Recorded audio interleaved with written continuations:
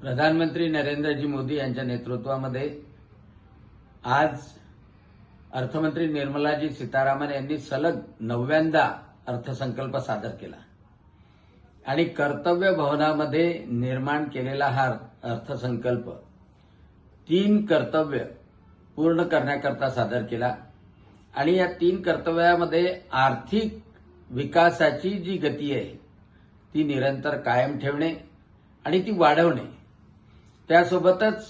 सबका साथ सबका विकास मध्ये जी संकल्पना आहे त्याप्रमाणे सर्वांकरता विकास झाला पाहिजे, डेव्हलपमेंट झाली पाहिजे, ती संकल्पना आहे। आणि लोकांच्या ज्या आशा अपेक्षा, विशेषतः शेतकरी, ग्रामीण भागातले राहणारे लोक, अनुसूचित जाती, अनुसूचित जमाती, भटके विमुक्त जाती या सर्वांपर्यंत लाभ पोहोचला पाहिजे, ही संकल्पना या बजेटमध्ये मांडली। $5 ट्रिलियन इकॉनॉमी करण्याकरता जरी जागतिक आर्थिक अस्थिरता असली तरी भारत कसा समोर जाऊ शकतो, तर ह्युमन कॅपिटल निर्माण करून, ह्युमन इन्फ्रास्ट्रक्चर निर्माण करून आणि त्यामध्ये स्किलवर, कौशल्यावर जास्त भर दिला गेलेला आहे।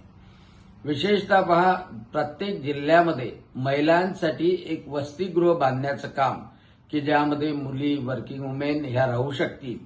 एक क्रांतिकारी गोष्ट आहे। शेतकऱ्यांसाठी शेतीमध्ये AI, आर्टिफिशियल इंटेलिजन्स आणि त्याशिवाय जे हाय व्हॅल्यू क्रॉप्स आहे, म्हणजे शेतीचं फक्त प्रोडक्शन वाढवण्यापेक्षा शेतकऱ्याचं उत्पन्न वाढवण्याकरता मेडिसिनल प्लांट असतील किंवा चंदन शेती आहे, कोकोनट, काजू म्हणजे कोस्टल एरियामध्ये, यासोबतच फिशरी आणि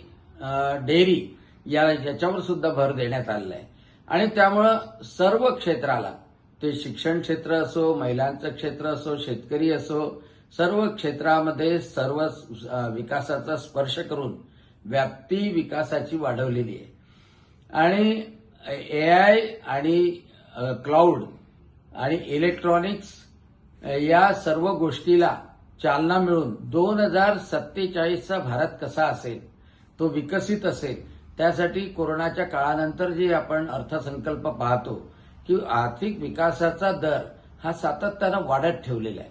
आणि त्यामुळे जागतिक अस्थिरता जरी असली तरी भारत मजबूत ठेवण्याचं काम या अर्थसंकल्पानं केलेलं आहे, म्हणून मी त्याचं स्वागत करतो।